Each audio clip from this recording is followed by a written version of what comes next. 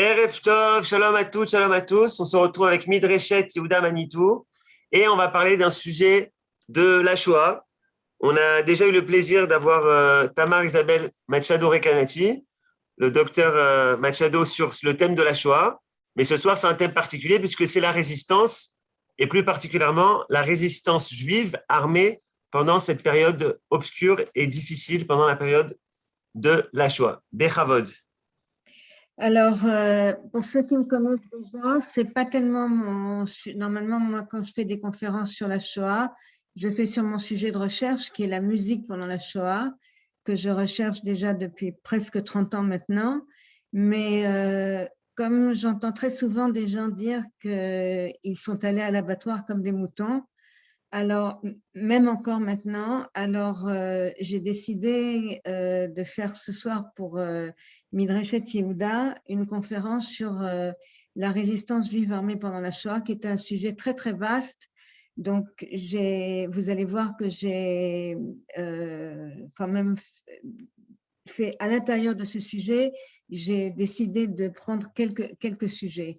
Donc, on va commencer avec ça et on va voir d'abord d'où ça vient cette expression de « ils sont allés à l'abattoir comme des moutons » et qu'est-ce qu'on peut dire à propos de ça. Donc, d'abord, je voudrais vous apporter deux citations. La première de professeur Yehuda Bauer, qui est un professeur d'histoire de la Shoah, qui aujourd'hui est à la retraite, mais qui continue à donner des conférences, qui travaille à Yad Vashem et à l'université hébraïque. Et il a écrit dans son livre Jewish Reactions to the Holocaust, il écrit la chose suivante. Lorsque nous disons comme des moutons à l'abattoir, nous ne disons plus que quelqu'un a assassiné ces personnes, mais qu'il les a abattues comme du bétail. En disant cela, nous ne référons plus à ces filles et à ces fils du peuple juif qui ont été assassinés en tant qu'êtres humains. Donc, d'une certaine manière, nous acceptons l'argumentation nazie, puisque les nazis ne considéraient pas les juifs comme des êtres humains. L'expression « mouton à l'abattoir » décrit les juifs non pas comme des êtres humains, mais comme un troupeau d'animaux, et décrit l'assassin comme un boucher. Donc ça, c'est la première réflexion de laquelle je voulais vous faire part. La deuxième réflexion, c'est celle de Nechamatek,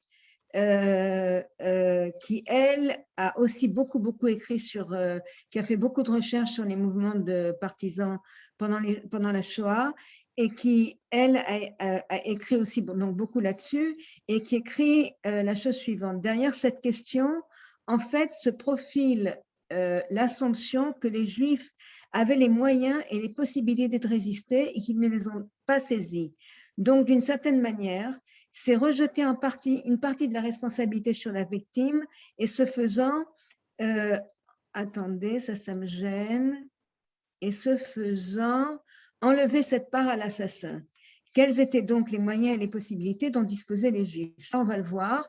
Alors d'abord, je voudrais poser une question et faire une introduction par rapport à tout ça. D'abord, d'où vient cette expression « aller à l'abattoir comme des moutons » en ce qui concerne les Juifs pendant la Shoah? Alors, c'est très important de comprendre d'où ça vient. Dans la nuit du 31 décembre 1941 au 1er janvier 1942, Abba Kovner, qui était un des leaders de la toute nouvelle résistance du ghetto de Vilnius. Vilnius était la capitale de la Lituanie qui a été envahie par les Allemands au moment de Barbarossa, c'est-à-dire quand les Allemands attaquent l'Union soviétique.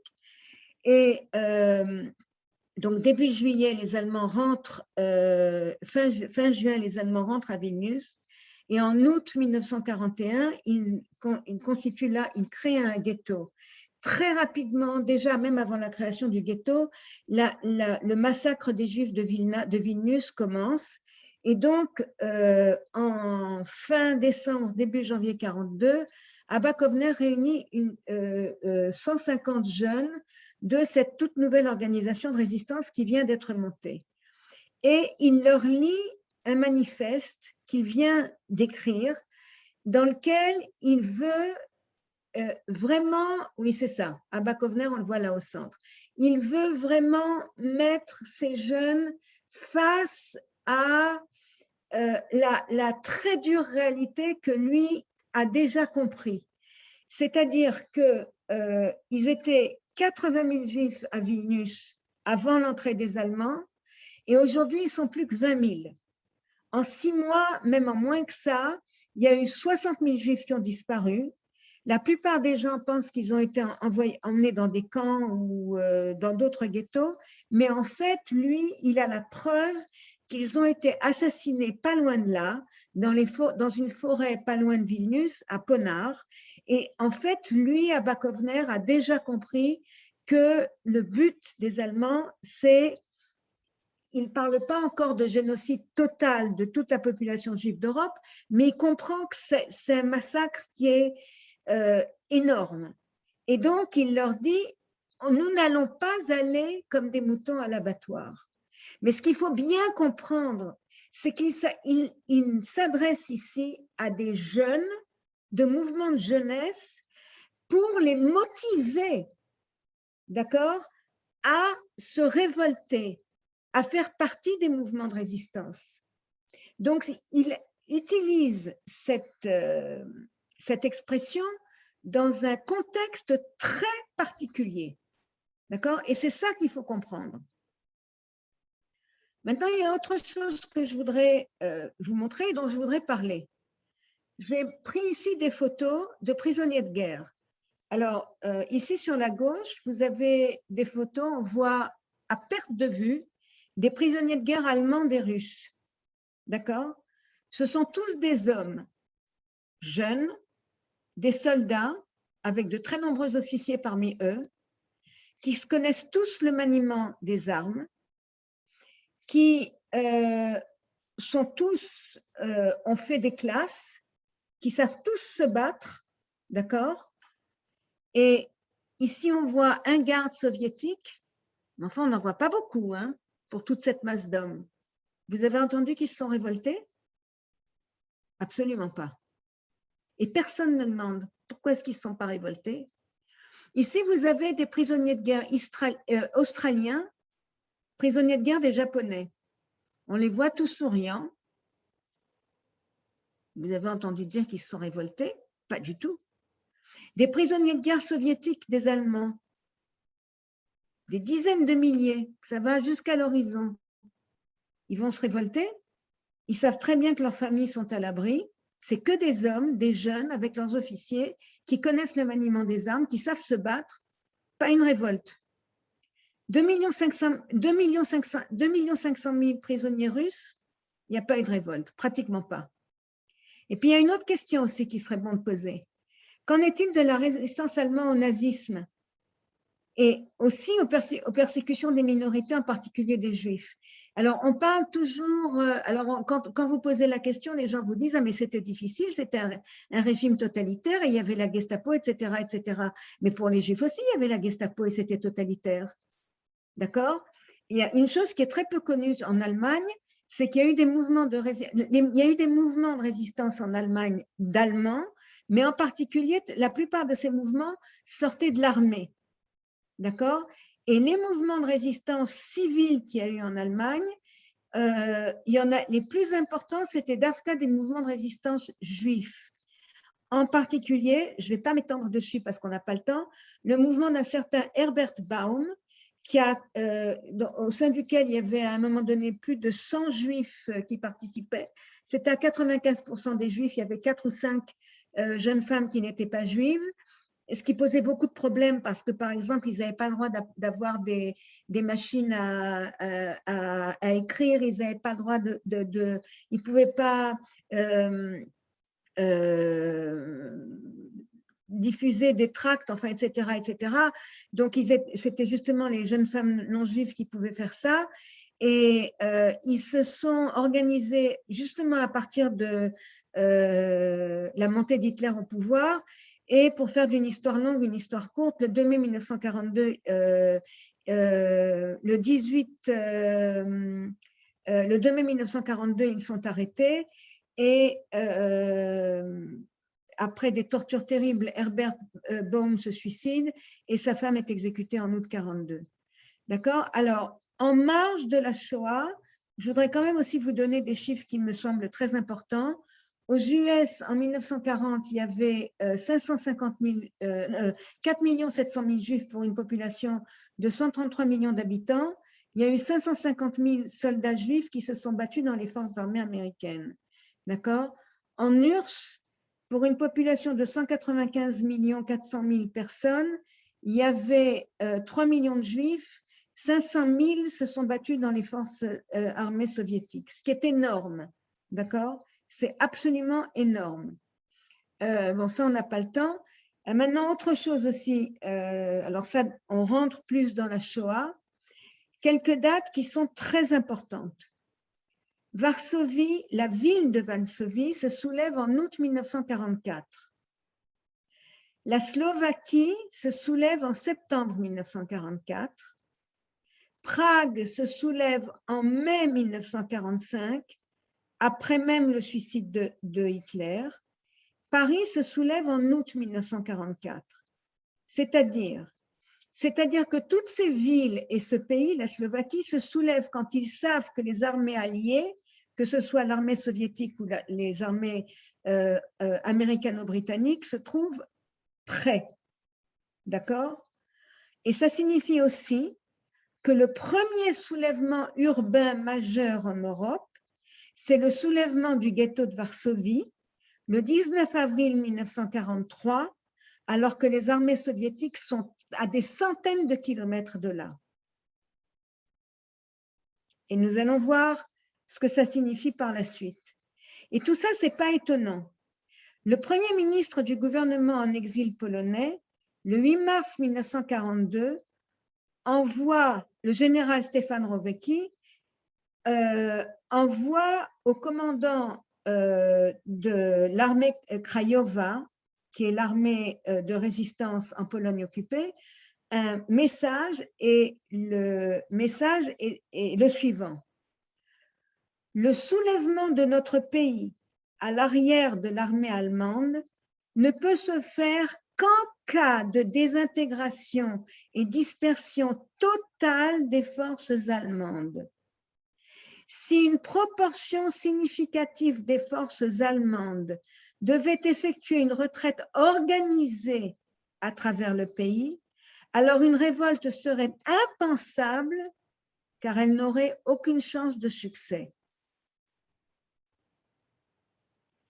Vous comprenez ce que ça veut dire? Ça veut dire que les Polonais, comme tous les autres, ne pensent à une véritable révolte que s'il y a d'abord une désintégration des forces allemandes et si les forces alliées sont proches. Il est bien évident que c'est impensable pour les Juifs.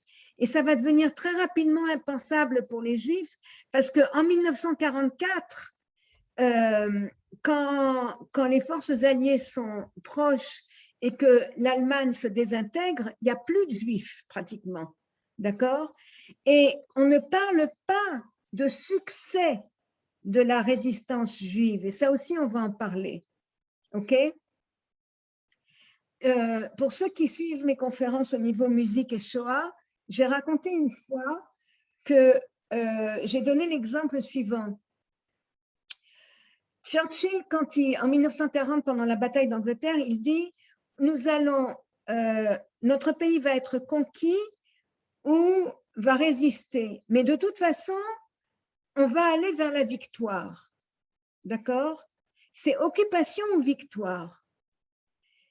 En ce qui concerne les Juifs, il n'y a pas de possibilité de victoire.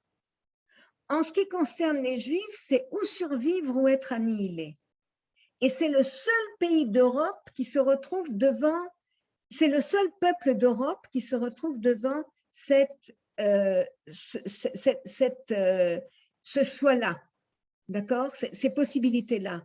Pour tous les autres pays les autres peuples ont été occupés pendant 4, 5 ou 6 ans, d'accord, mais en fin de compte, il y a eu victoire. Pour les Juifs, il n'y a pas eu victoire. C'était l'annihilation totale ou la survie. Et c'est pour ça que cette histoire-là d'attendre la désintégration, la dispersion et l'arrivée des forces alliées était impensable pour les Juifs. Dans tous les pays occupés, la résistance s'organise autour de libération de la patrie occupée, lutte politique et morale, humanité libérée et construction du monde de l'après-guerre.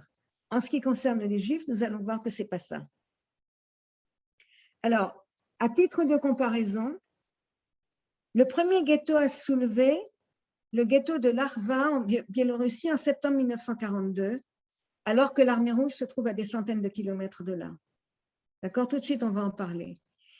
Il y a eu une organisation de résistance dans 7 grands ghettos, à Białystok en août 1943, à Cracovie en décembre 1942, à Częstochowa en fin juin 1943, à Kownau, à Kaunas, message, je n'ai pas donné de date parce que c'est beaucoup plus flou, à Minsk à partir d'août 1941, alors qu'il est occupé à partir de juillet 1941.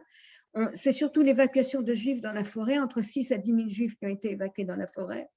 À Vilnius en septembre 1943 et à Varsovie, comme vous le savez. Dans 60 plus petits ghettos, il y a eu des révoltes armées ou des tentatives de révoltes armées. Il y a eu 18 camps de travail où les Juifs se sont soulevés. Il y a eu 5 camps de concentration, dont 2 camps d'extermination à Treblinka en août 1943 et Sobibor en octobre 1943, qui se sont soulevés. Et à Birkenau, ce sont les Sonderkommando juifs qui organisent un soulèvement le 7 octobre 1944. Vous pouvez regarder dans toute la littérature de la résistance pendant la Shoah, dans aucun camp d'extermination, les Goïms ne se sont soulevés comme les Juifs. D'accord? Et tout ça alors que les armées alliées étaient invisibles. Alors, simplement pour vous donner l'exemple du premier ghetto qui se soulève, c'est 2 personnes qui se trouvent, 2 jeunes hommes qui se trouvent à la tête du soulèvement de ce premier ghetto, le 3 septembre 1942. Le premier, on a sa photo, c'est Yitzhak Roshsin, que vous voyez ici. Alors, ce ghetto se trouvait à l'est le voilà, il était ici, à l'est de Pinsk, en Biélorussie. D'accord? Il n'est pas très loin de Sobibor. Sobibor est ici. Donc, il n'est pas très loin de Sobibor. Et ce ghetto est créé en avril 1942. Et très rapidement, ils entendent parler que pas très loin, il y a eu d'autres ghettos qui ont été complètement annihilés. Et quand ils comprennent, je fais d'une histoire courte une histoire longue, le Judenrat de ce ghetto faisait partie du mouvement de résistance. Le mouvement de résistance avait donc été créé par Yitzhak Rothschild, qui faisait partie du mouvement de jeunesse Beitar. Et le chef du Judenrat, c'était Lopatin, qui lui aussi, donc avec Rothschild, étaient les 2 qui organisaient le mouvement de résistance. Dans la résistance, il y avait 30 jeunes hommes. Et quand ils ont compris que les Allemands allaient liquider le ghetto, Lopatin a mis le feu au bâtiment du Judenrat. Il y avait à peu près 5300 Juifs dans le ghetto. Il y avait 2300 Juifs dans le ghetto qui étaient dans 52 maisons. Et à ce moment-là, tout le ghetto s'est soulevé. Mais malheureusement, la plupart ont été soit tués pendant la révolte, soit quand ils s'enfuyaient, soit après dans les forêts, ils ont été rattrapés ou tués par des partisans, ça aussi on va en parler, par des partisans russes ou des partisans polonais. Lopatin et Rothschild ont été tués tous les 2. Alors ça, je vous ai fait une carte justement pour vous montrer l'avance des troupes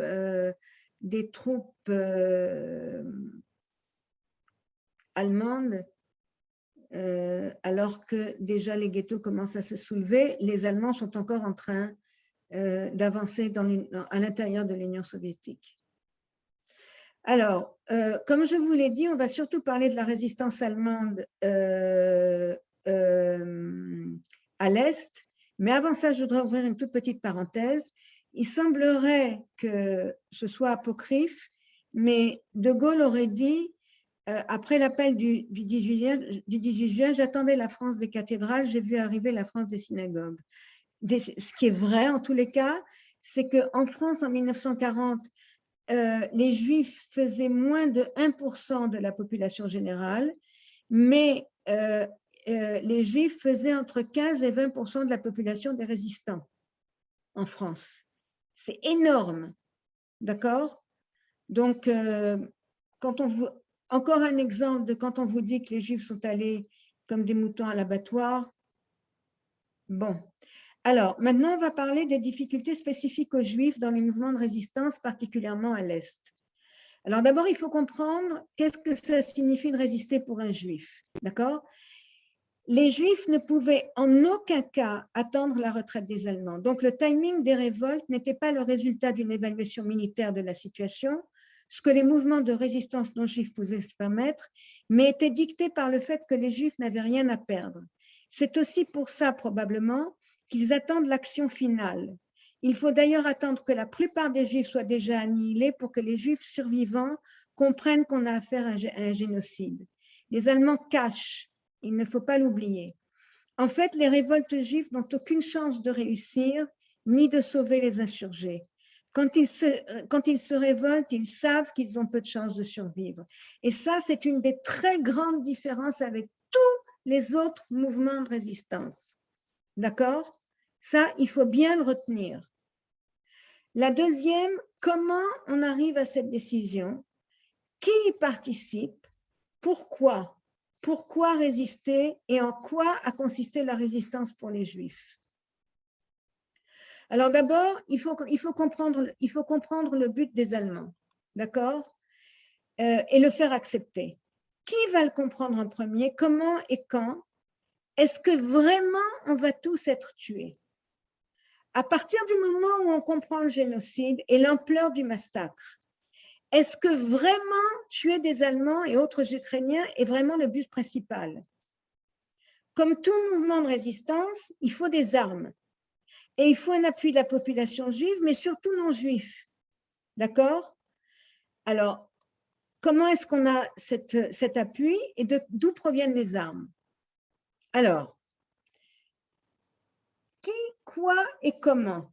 Quand je vous ai montré les photos des soldats prisonniers, on a vu que c'était que des hommes, évidemment, et des hommes jeunes, d'accord, qui avaient l'habitude du maniement des armes, qui avaient l'habitude de se battre, qui avaient fait des classes, etc., etc.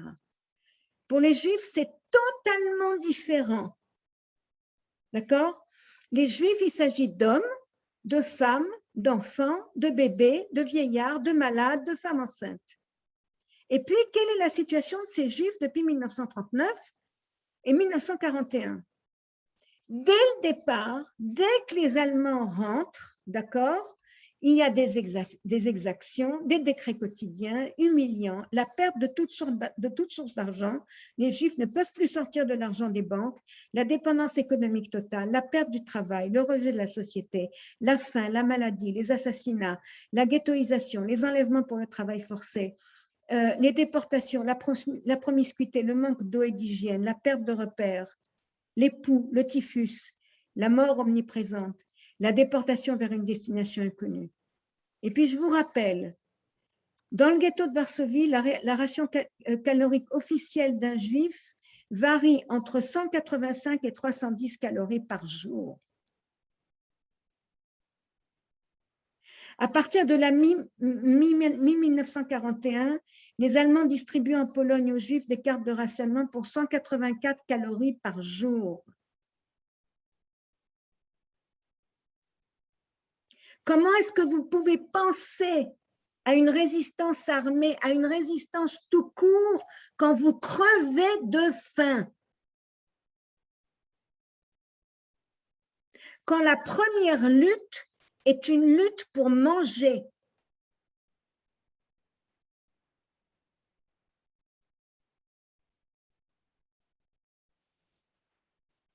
On commence par la photo d'en haut. C'est quand il y a eu l'action d'enfants dans le ghetto de Lodz. Entre Rosh Hashanah et Yom Kippour 1942, il y a un couvre-feu à Lodz. Les SS passent de maison en maison et prennent tous les enfants entre 0 et 12 ans. Il y a des scènes terribles dans le ghetto. D'accord? Et là c'est une photo d'un orphelinat. Ils prennent tous les gosses et ils les emmènent où? Les gens ne savent pas où parce que le ghetto est totalement fermé. mais ils savent que c'est pour les emmener à leur mort. Et effectivement, c'est pour les emmener au camp d'extermination de Chelmno. Ces gosses vont être jetés dans des camions à gaz. 15 000 enfants et personnes âgées vont être prises et emmenées dans les camions à gaz en l'espace de 10 jours. Cette photo, c'est toujours le ghetto de Lodz. C'est des gosses qui travail forcé, et qui sont en train de tirer comme des chevaux des sacs d'excréments. Ça, c'est le ghetto de Varsovie, des enfants qui sont en train de mourir de faim. Le ghetto de Varsovie, une mère et ses 2 enfants qui sont en train de mourir de faim. Ça, c'est une déportation de Juifs de Slovaquie. Ça, c'est de nouveau le ghetto de Lodz, des mères dont les enfants ont été pris et qui sont en train de se séparer d'eux à travers une grille. Ça, c'est une déportation au ghetto de Sidlowitz, le ghetto de Frišták, une déportation à Cracovie, une déportation de Juifs allemands. Et une citation. Quand les déportations en masse commencent, la population des ghettos est brisée. Aussi bien à Białystok qu'à Vilna, Częstochowa ou Zagłębie, les masses n'ont pas suivi. Heike Grossman du ghetto de Białystok écrit « Il est 8 heures. Nos courriers sont dispersés dans tout le ghetto expliquant, suppliant « Juifs, n'allez pas. Ceci n'est pas une évacuation à Lublin. Chaque déportation de ghetto signifie la mort dans les chambres à gaz. Allez vous cacher. Battez-vous avec ce que vous avez. Les camarades supplient. » Mais le mouvement continue. Il semble que la mort soit plus simple que de longs tourments. Peut-être n'avons-nous pas compris la détresse des parents qui ont vu leurs enfants mourir de faim, dont la vie s'est éteinte sous leurs yeux, une vie sans espoir. Quelle est la valeur d'une telle vie? Peut-être était-ce la raison pour laquelle ce matin-là, les masses ont afflué vers leur mort. En vain, nous avons essayé de convaincre les Juifs de retourner chez eux. Ils ne voulaient pas nous écouter. Ils ont fermé leurs oreilles à nos appels. Maintenant, c'est clair. Un instant. Nous, les combattants, nous sommes seuls sur nos positions, îlots dans un ghetto désolé et oublié. Nous n'avons pas le soutien des masses. La Shoah n'est pas une situation extrême, mais une situation terminale. La déchéance de tout ce qui constitue l'individualité consciente, y compris les effets personnels et son propre nom, ainsi que l'absence de toute causalité évidente dans les camps de concentration, anéantissait toutes les fonctions d'intégration et d'organisation de l'ego, telles que la pensée logique. L'étoile jaune était ce que nous devions porter dans le ghetto baron de Hirsch à Salonique, séparer les Juifs de la population grecque. Mais le tatouage du numéro sur nos avant-bras gauche est ce qui nous a séparés de nos propres noms. Le traumatisme tel que l'ont vécu les Juifs pendant la Shoah signifie qu'il n'y a pas un domaine de la réalité qui ne soit touché. Il n'y a pas d'espace libre du traumatisme. Tout le monde intérieur, toute la réalité du sujet est pleine de la terreur. La terreur est vécue de 2 manières. La terreur de ce qui s'est passé et de ce qui va se passer. La terreur de la mort passée et la terreur de la mort dans le futur. La vie quotidienne est remplie de cette terreur et donc il est pratiquement impossible de faire une évaluation, de regarder, d'apprécier ce traumatisme. La totalité de ce traumatisme ne laisse aucun espace libre de toute atteinte et donc ne laisse aucun contexte alternatif. Même le passé et la possibilité d'utiliser la mémoire est atteinte ou s'écroule complètement. Dans ce sens, le traumatisme est un événement spatial qui conquiert le monde entier du sujet sans aucune miséricorde. Alors pourquoi? Pourquoi se révolter? Mordechai Tenenbaum Tamarov du ghetto de Białystok écrit « Après avoir fait notre devoir dans le ghetto, si nous restons en vie, nous devons aller dans la forêt pour continuer avec notre vengeance. Nekome en yiddish. » Et ça, c'est quelque chose qu'on retrouve partout. Nekome, vengeance. C'est vraiment un leitmotiv, pour ceux qui m'ont suivi dans mes conférences précédentes, au niveau des chants pendant la Shoah, c'est un leitmotiv qui revient aussi bien dans les journaux intimes, dans les poèmes, dans les chants et dans tout ce que les partisans ont pu écrire. Et puis, il y a sauver des vies juives, tuer des Allemands, des Ukrainiens, etc. Maya Baranova a donné une interview dans lequel elle écrit, elle était, un instant, je bouge ça, elle s'est échappée du ghetto de Minsk le 28 avril 1943 à l'âge de 17 ans, après que sur ses 8 frères et sœurs, il y en a déjà 5 qui étaient assassinés, et ses parents aussi. Alors elle dit, à la question de savoir pourquoi elle s'échappe, elle va dans une unité de partisans, simplement pour survivre, comme juifs et comme peuple. Nous nous battions pour nos vies. Alors, un autre problème, un très très grand problème au niveau des partisans, un très grand défi, c'est l'isolation. Pourquoi? Parce que vous savez que tous les ghettos, la plupart des ghettos, pas tous les ghettos, mais la plupart des ghettos sont fermés.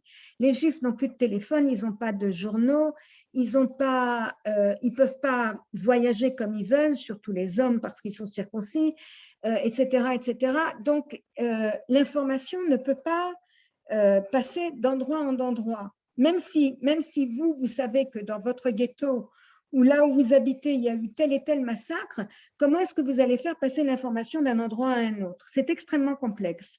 Alors, pour faire passer cette information, il y a eu en particulier ce qu'on appelle en hébreu des kachariotes, des courriers, qui étaient un certain nombre de jeunes femmes juives qui avaient tout un physique pas particulièrement juif et qui évidemment n'étaient pas circoncis, donc il y avait beaucoup moins de risques de se faire repérer et qui, à l'encontre de leur contrepartie mâle, n'avaient pas été éduqués dans des cheder, mais avaient été éduqués en général dans des écoles polonaises. Et donc, elles parlaient le polonais impeccablement, sans aucun accent, et elles connaissaient tout le maniérisme polonais, d'accord? Et en particulier, elles avaient eu des amies non juives, elles connaissaient aussi, elles avaient un petit peu de connaissances au niveau du catholicisme, elles ont aussi appris les prières, etc., etc.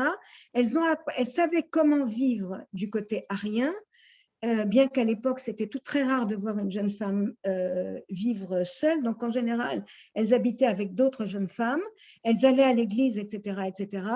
Et la plupart d'entre elles ont sillonné toute la Pologne et d'abord, elles passent des informations de ghetto en ghetto et ce sont les premières qui vont acheter des armes aux non-juifs et qui vont les faire rentrer dans des ghettos. Et alors, il y a des histoires absolument incroyables. Je n'ai pas le temps, là, je suis en train de regarder l'heure. Les Kachariotes, c'est une conférence. De toute façon, il y a beaucoup de sujets que j'aborde ici qui sont en elles-mêmes comment on appelle ça, une conférence en soi.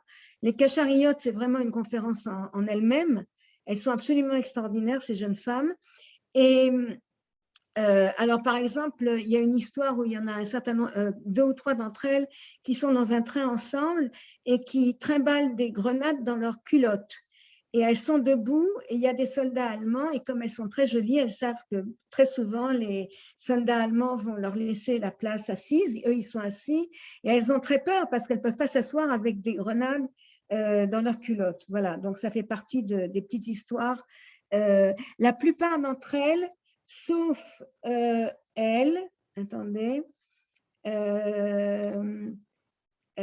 sauf elle et elle, toutes les autres ont été assassinées, certaines ont été torturées, d'autres, elle par exemple, est allée directement à Treblinka, elle est morte à Auschwitz, etc., etc. Mais elles ont pris des risques absolument extraordinaires et elles ont vraiment sillonné toute la Pologne. Et ce sont elles qui transmettent les informations, qui font, en fait, c'est grâce à elles que beaucoup des informations sur le génocide vont passer d'un ghetto à l'autre, et les informations aussi sur les mouvements, comment les mouvements de résistance s'organisent. Voilà, donc, alors, toutes ces jeunes filles appartiennent et faisaient partie déjà avant la guerre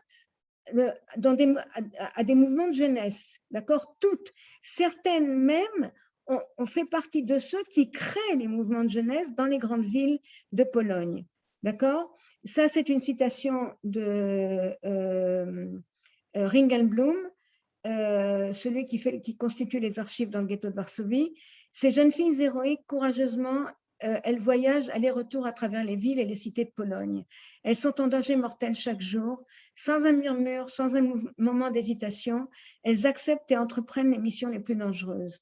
Rien ne les arrête, rien ne les effraie. Combien de fois ont-elles regardé la mort en face? Combien de fois ont-elles été arrêtées et fouillées?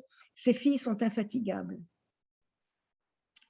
Alors, ce qui est intéressant, c'est que l'identité justement de ces jeunes femmes nous renseigne aussi sur la majeure partie des partisans juifs. Les partisans juifs sont la plupart du temps des jeunes, d'accord? Et dans 90% des cas, ils appartiennent tous à des mouvements de jeunesse. C'est-à-dire qu'ils faisaient tous partie avant-guerre de mouvements de jeunesse. Et ça, c'est très, très, très important de le comprendre parce que les mouvements de jeunesse leur a permis, ça donnait un cadre. Et ça donnait un cadre idéologique, ça donnait un cadre de vie en groupe, d'accord? Et en général, c'était des mouvements de jeunesse, très souvent, c'était des mouvements de jeunesse sionistes, pas tous, par exemple, Michael Rosenfeld était communiste, d'accord? Et quand les Allemands rentrent en Pologne, en 1939 d'une part, en 1941 d'une autre, au départ, tous ces jeunes vont surtout faire un travail d'éducation avec les petits-enfants. Le monde des petits-enfants s'écroule, d'accord? Et comme dans les mouvements de jeunesse d'avant-guerre, leur principal travail est un travail d'éducation. Mais assez rapidement, justement, quand les premières nouvelles de massacres vont arriver, ils comprennent que ça va au-delà de l'éducation, qu'il y a quelque chose de plus important à faire. Et à ce moment-là, ils vont commencer à s'organiser pour un travail de résistance. Alors là, je vous ai mis, par exemple, donc ici, c'est Michael Rosenfeld, ici, c'est Anielewicz, Mordechai Anielewicz, qui donc est celui qui va prendre en main la résistance dans le ghetto de Varsovie. Masha Bruskina, du ghetto de Minsk. Elle, c'est du ghetto de Vilna. Lui a fait partie de la révolte, il avait 17 ans, il a fait partie de la révolte du ghetto de Sobibor, d'accord? Elles, ce sont deux femmes de la révolte de Varsovie. Alors, la grande question, pourquoi les jeunes, et en particulier les jeunes des mouvements de jeunesse, ont mieux compris plus rapidement le fait qu'on était en face d'un génocide. Yehuda Bauer, que j'ai déjà cité, donne une explication qui est très intéressante. Il dit la chose suivante. Les Juifs d'Europe de l'Est avaient l'habitude des périodes de pogrom et d'antisémitisme étatique. Donc, ils pouvaient croire que c'était un mauvais, même si long passage. Les Juifs de l'Ouest, eux, avaient appris à croire aux rêves des Lumières.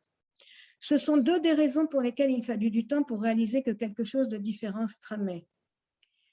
Yehuda Bauer explique que la plupart du temps, ce sont les jeunes qui n'étaient pas remplis de ce savoir historique et qui n'avaient pas été pris à ces rêves égalitaires, qui les premiers ont cru au premier témoignage décrivant le meurtre en masse et les camps d'extermination.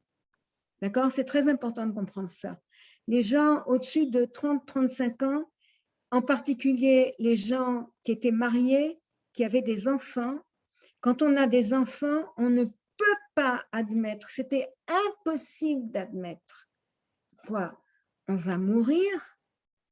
Mes petits n'ont pas d'avenir, mais ce n'est pas possible d'accepter une chose pareille. alors que des jeunes de 14, 15, 16, 17, 20 ans qui ne sont pas mariés, qui n'ont pas encore d'enfants, alors leurs parents peut-être vont mourir. Moi aussi, je vais mourir, mais j'ai 20 ans. De toute façon, c'est pas… Alors, je vais mourir en me battant, d'accord? Et puis, je suis avec les copains. C'est pas pareil. Donc, tout ça, ça fait que il y a eu une capacité de compréhension de ces jeunes qui était totalement différente que de la part des adultes. Alors, je vous ai parlé des difficultés spécifiques aux Juifs. Maintenant, je vais vous parler des défis. Alors, le premier très grand défi, c'était l'antisémitisme morbide et sanguinaire de la population et surtout des mouvements de partisans qui pourtant combattent le même ennemi. Alors, avant de rentrer dans les détails, je voudrais quand même, parce qu'il faut quand même remettre les choses dans leur contexte. Le pays dans lequel il y a eu le plus de justes parmi les nations, c'est quand même la Pologne. Et en France, quand un non-juif cachait un juif, il se mettait lui en danger, mais pas sa famille. En Pologne, quand un Polonais cachait un juif, non seulement il se mettait lui en danger, mais il mettait toute sa famille. Moi, je me pose toujours la question, si je n'avais pas été juive et que mes enfants étaient encore petits à la maison, est-ce que j'aurais caché un non-juif en sachant que non seulement je me mettais moi en danger, mais je mettais mes enfants en danger? Je ne sais pas quelle est la réponse. Alors,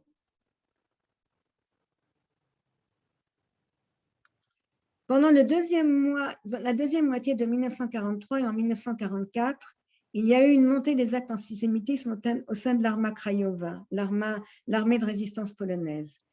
Cette position hostile se reflète à travers la personne du colonel Władysław Liniarski, commandant pour l'Arma Krajowa du district de Białystok. Le 30 juillet 1943, Liniarski donne l'ordre à ses commandants de sous-district de liquider immédiatement, avec la plus grande brutalité, les espions polonais communistes et les bandes communistes juives. Dans un rapport au gouvernement de Londres en exil en novembre 1943, juste après la liquidation du ghetto de Białystok, Liniarski décrit l'attitude de la population face aux Juifs. Quelle que soit la cruauté des crimes des Allemands contre les Juifs, pour la société polonaise, le fait de l'élimination des Juifs de cette région a mis fin au problème juif. Les gens se souviennent de l'influence juive sur la destruction de la culture polonaise pendant la période bolchevique. Aujourd'hui, nous sommes soumis à la terreur des bandes juives, à la haine juive. Nous voyons la question juive résolue une fois pour toutes dans cette région et peut-être dans toute la Pologne. L'absence de juifs dans le district de Białystok est une véritable bénédiction et nous remercions Dieu, je n'ai pas mis une majuscule à Dieu exprès, pour les Polonais qui se sont exprimés ouvertement à ce sujet. Deux exemples précis. Les camps de Ostrowiec, Świętokrzyski, Budwin et Wolanów, par exemple. À l'intérieur de ces camps, les Juifs organisent une cellule de résistance et organisent des fuites. Dans chaque cas, ils sont tous trahis par des Polonais. Et par exemple, en ce qui concerne le premier camp par une unité de l'AK, Związek Odwetu, le groupe de vengeance, en ce qui concerne Budwin, le traité pendu après-guerre. Il en est de même pour un groupe de 40 prisonniers de guerre juifs qui arrivent à s'évader du camp de Lublin, au 7 rue Lipowa, après avoir pris contact avec l'organisation militaire polonaise. Les membres de cette organisation les aident à fuir, leur disent de se cacher dans un bunker et lancent une grenade dans le bunker. Seuls 2 Juifs survivent.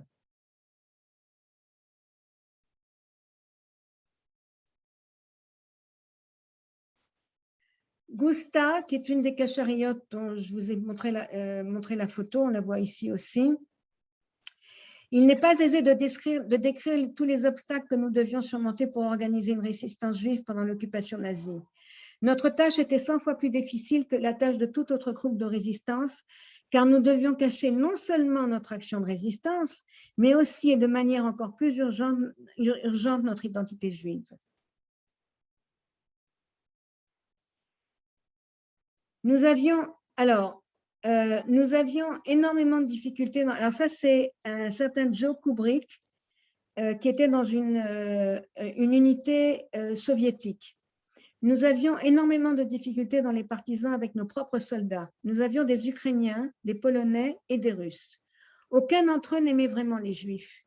Il y avait des situations, nous partions pour faire sauter un pont, et au retour, les mêmes Ukrainiens ou Polacs ou Russes, même, tuaient les partisans juifs et disaient à l'officier « Attendez, ah, ces types ont été tués pendant l'action. » C'est arrivé 2 ou 3 fois jusqu'à ce que nous comprenions. Mon commandant, qui était le commandant du service secret des jeunes, était un juif. Nous sommes allés lui raconter ce qui se passait. Il l'a rapporté au chef de la brigade qui n'a rien fait. En fin de compte, après menace de rapporter à Moscou, il a fait enquête. Il a pris les 18 partisans coupables. Ils ont été jugés en cour martiale et pendus dans la forêt. À partir de là, il n'y a plus de situation pareille. Ah, non, c'est pas grave. Il dit, c'est un partisan qui dit, attendez, je vais mettre le son, partager l'audio. Being a Jewish partisan, there you felt that you are one of fighting all the world. Everybody's against you. Vous êtes seul en face du monde entier. Tout le monde est contre vous. The Soviets, they hate you. Les Allemands veulent vous tuer, les Soviétiques vous haïssent. If they could, they would give us up to the La population civile, s'ils pouvaient, ils vous donneraient aux nazis. Nobody, I mean, no home, nowhere, even if stay alive, where we go back? On n'a nulle part où aller, nulle part où retourner. It was a feeling of that you really are alone against everybody. On est seul contre tout le monde. And this is a terrible feeling. C'est un sentiment très difficile.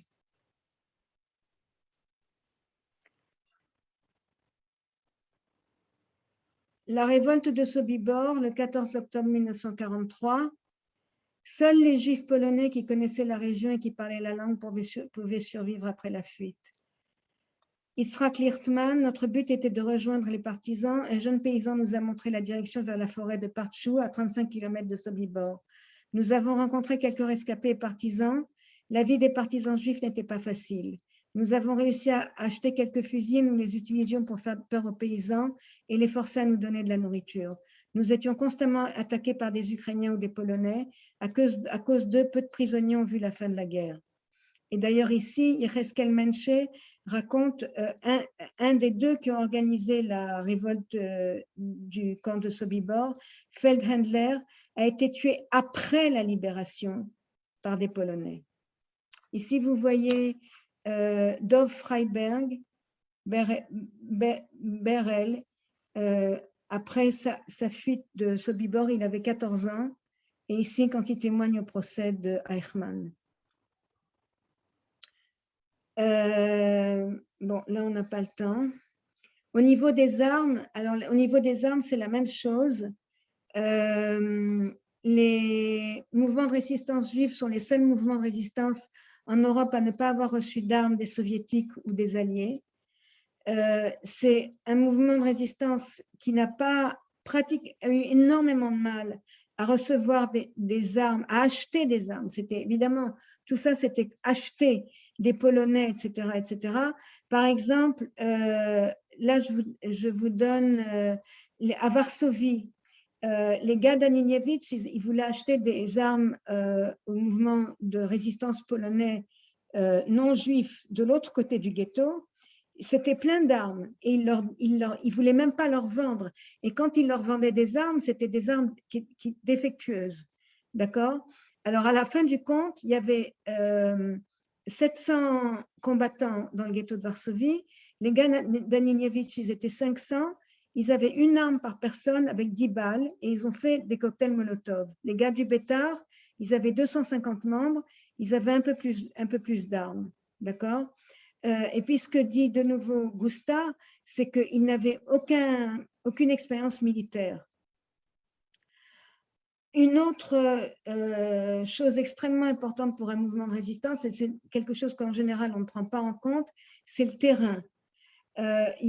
Si vous faites attention, il y a eu des mouvements de résistance juifs qui se sont organisés dans des ghettos, et il y a eu des mouvements de résistance juifs qui se sont organisés à l'extérieur des ghettos, dans des forêts. Ceux qui se sont organisés dans des ghettos comme le ghetto de Varsovie, c'est parce qu'il n'y avait pas de forêt autour. D'accord? Donc, il n'y avait pas où fuir. Alors que, par exemple, à Minsk ou à Vilnius, il y avait des forêts pas loin, donc on pouvait fuir dans les forêts. C'est extrêmement important de comprendre ça. Et d'ailleurs, Hagav, c'est aussi une très grande différence entre la France et la Hollande, et ça fait partie aussi des différences de taux, de pourcentage de juifs qui ont été déportés. Il est évident que la France est un pays beaucoup plus grand que la Hollande, donc il y a où se cacher, mais en plus, en France, c'est un pays qui a beaucoup plus de dénivelé, qui a beaucoup plus de forêts, etc., etc. La Hollande, c'est un pays sans forêt, qui est tout plat et qui n'a pas de montagne, etc., etc. D'accord? Donc ça, c'est quelque chose qu'il faut aussi prendre en ligne de compte. Les dilemmes.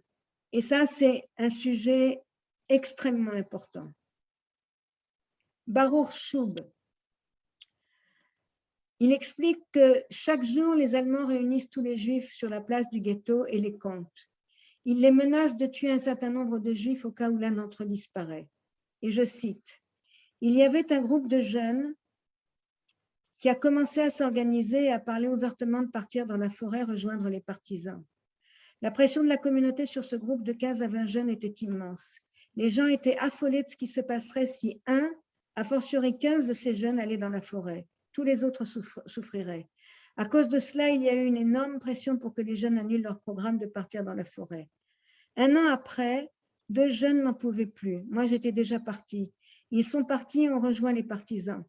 Les Allemands ont exécuté 350 personnes qui étaient encore dans le ghetto. Ceci me hante encore, que je sois partie irresponsablement et peut-être imprudemment, sans penser à ceux qui m'entouraient. Et ça, c'est quelque chose que m'a dit un partisan que j'étais partie interviewer. Qui est le plus grand héros?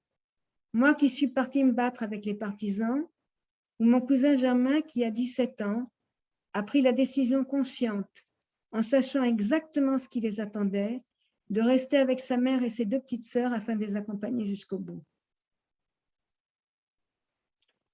Il n'y a pas de réponse à cette question.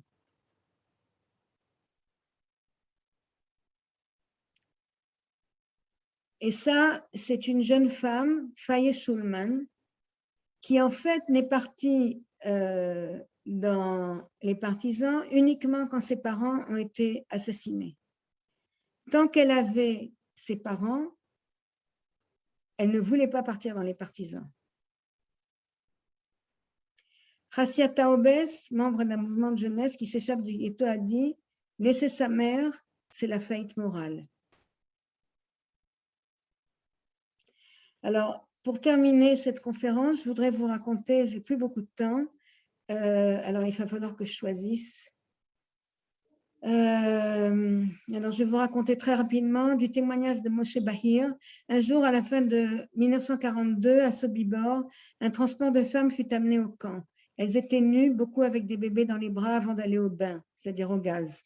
Soudain, ensemble, elles attaquèrent les gardes et commencèrent à battre les SS et les Ukrainiens avec les biberons de leurs bébés et leurs ongles. Elles les griffèrent jusqu'au sang. Les hommes assaillis se mirent à tirer furieusement. La plupart de ces femmes étaient mortes avant de rentrer dans la chambre à gaz. Combien d'actions comme celle-ci qui sont tombées dans l'oubli? Alors, ça, je n'ai pas le temps parce que je voudrais vous raconter. Le 7 octobre 1944, à Birkenau, il y a la révolte du Sonderkommando. Les Sonderkommando, c'était les hommes juifs qui étaient obligés par les Allemands de s'occuper des corps des juifs qui avaient été gazés. Donc, ils devaient les sortir des chambres à gaz, les amener au crématoire, etc., etc. Et donc, le 7 octobre 1944, les Sonderkommandos de Birkenau se révoltent, en particulier du crématorium numéro 4. alors là, et donc ils font sauter le crématorium, ils essayent de s'enfuir, mais en fait ils vont être attrapés, la plupart vont être assassinés. Ils ont réussi à tuer un certain nombre de SS et d'Ukrainiens. Et la question s'est posée de savoir comment est-ce qu'ils avaient eu la poudre pour faire sauter le crématorium. Et en fait, cette poudre, ils l'ont eue grâce à une vingtaine de femmes, et en particulier ces quatre-là. On a le nom d'un certain nombre. Alors, il y a Rosa Rabota, Ala Gertner, Esther Weissblum et sa petite sœur, Hannah, de 14 ans. Un instant. Regina Saphirstein. Et puis, on a le nom d'un certain nombre d'autres et d'autres femmes dont nous ne connaissons pas le nom. D'accord? Alors, un certain nombre de ces femmes travaillaient dans la fabrique de munitions qui était la seule fabrique de munitions qui était à Birkenau. C'était le seul endroit où il y avait des armes et de la poudre à Birkenau. Et en fait, d'autres femmes comme Rosa Robota travaillaient à côté du crématorium numéro 4, là où on s'occupait des vêtements des Juifs qui avaient été assassinés. Et elles ont pris contact avec les femmes qui travaillaient dans la fabrique de munitions. Et pendant un an, dans des conditions absolument dantesques, évidemment en danger constant, elles vont chaque jour sortir des, comment on appelle ça, des doses minimes de poudre, d'accord? Les femmes de la fabrique sortent des doses minimes de poudre, arrivent à les faire passer aux femmes qui travaillent avec les vêtements, qui elles-mêmes arrivent à les faire passer aux gars du Zonder, d'accord? Et tout ça pendant un an, de telle manière que le 7 octobre 1944, les gars du Zonder se révoltent. Je fais d'une histoire longue une histoire courte.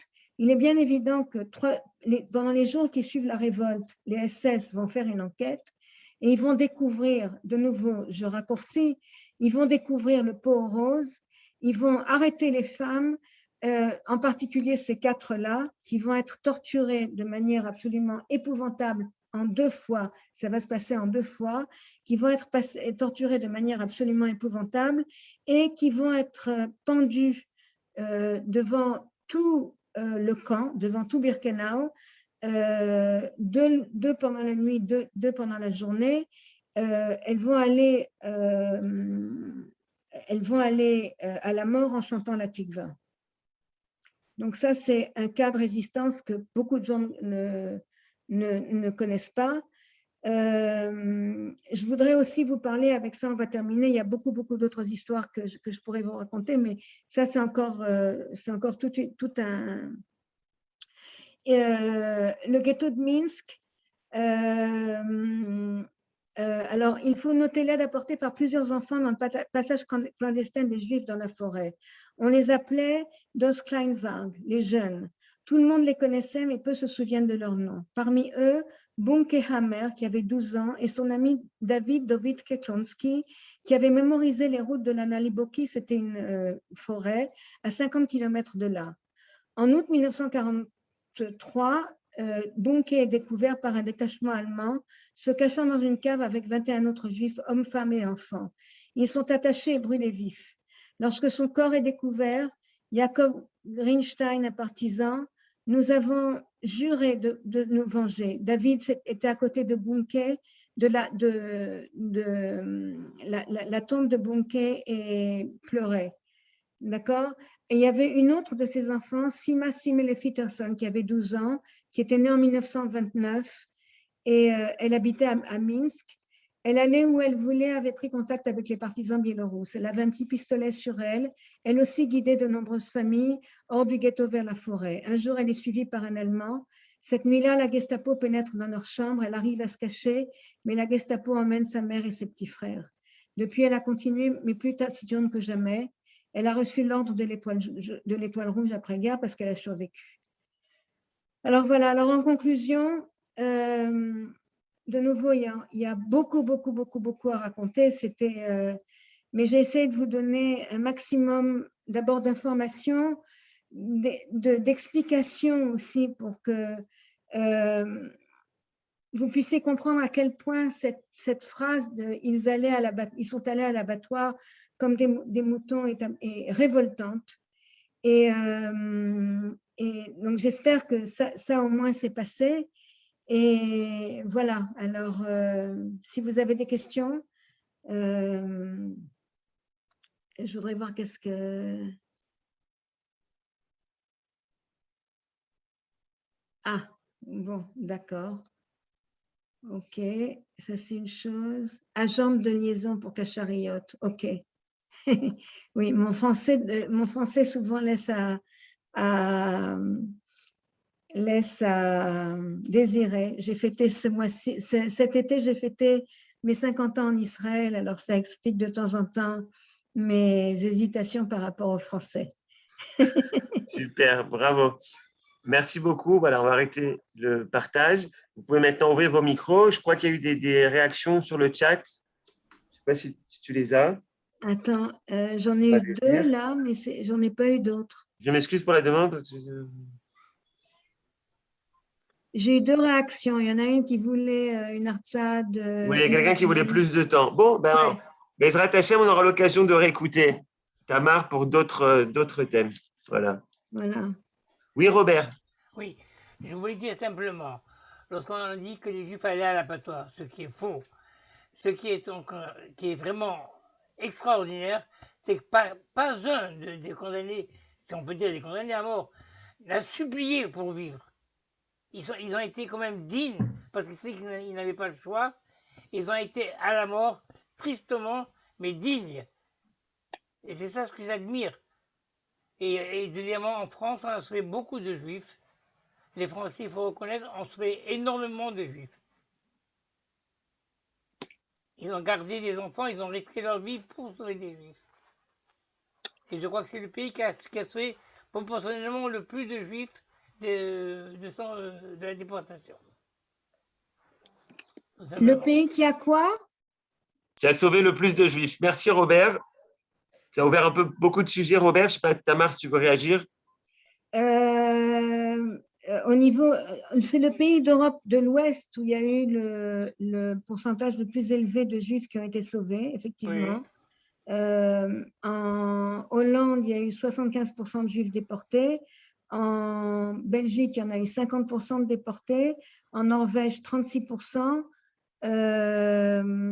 Et en France, 25% de déportés. L'Italie, 20%, mais l'Italie, c'est différent parce qu'elle a été envahie par les Allemands uniquement en 1943 et uniquement une partie de l'Italie. Donc, c'est un petit peu différent. La France, c'est un cas un peu complexe, mais effectivement, les Français, c'est très paradoxal. Les Français étaient antisémites, mais effectivement, ils ne voulaient pas que les Allemands fassent le boulot, tuent leurs Juifs. Il y a eu beaucoup de Juifs qui ont été sauvés. S'il y a eu des Juifs qui ont été sauvés, c'est aussi parce qu'il y a eu beaucoup de Français qui ont fait ce qu'il fallait faire à un moment donné ou à un autre, effectivement.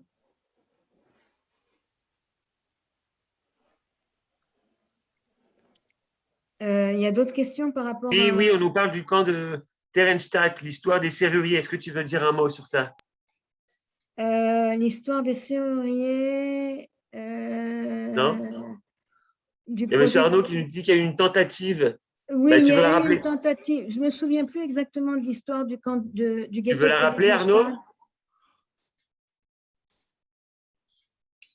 Je l'avais entendu dans des témoignages qui remontent il y a très longtemps. Les Juifs s'étaient organisés pour avoir des clés de toutes les portes, enfin d'un grand nombre de portes, et de pouvoir mettre sur pied une évasion. Mais malheureusement, ils ont renoncé justement pour les raisons que vous énonciez, c'est-à-dire les représailles, d'avoir plus de victimes que cela n'aurait pu apporter comme plus de victimes que de sauvetage. À Theresienstadt, ils n'étaient pas non plus au courant, sauf le chef c'était pas Judenrat là-bas, mais ils n'étaient pas au courant non plus de la solution finale. Donc, peut-être que s'ils avaient été au courant, c'est difficile de comprendre, Oui, de c'est très savoir. difficile. Par contre, il y a eu aussi des tentatives. Avant la révolte à Sobibor, par exemple, ils ont essayé de faire par deux fois, ils ont essayé de creuser un tunnel. Une fois, ils sont arrivés sous le champ des mines et une autre fois, le tunnel a été inondé par l'eau. Il y a eu beaucoup de tentatives de ce genre. Non, mais Theresienstadt, c'était assez emblématique de la résistance dans les camps. Moi, c'est un épisode comme tant d'autres que vous avez relaté. Et on vous remercie d'avoir porté les projecteurs sur tous ces endroits de résistance. Merci. Merci beaucoup. S'il y a d'autres Merci questions. beaucoup. Oui, je crois. Non? Est-ce qu'il y a encore une question, chers amis?